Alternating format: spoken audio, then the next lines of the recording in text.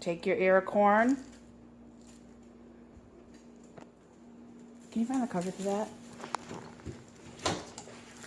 Put it in the microwave. Cook time, just 4 minutes. Start and let it cook. Cooking. After 4 minutes, take it out of the microwave. It's very hot. So actually, I use a hot holder.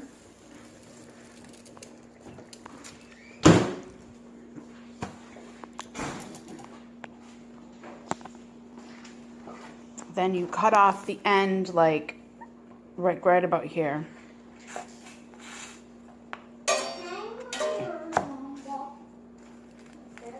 You need a sharp knife. Marcel's not real strong. He just broke the knife. He needs a better knife. Hold on, we need another knife. I gave him a better knife. You need a sharp one. So you pop off the end like so. Then what I do,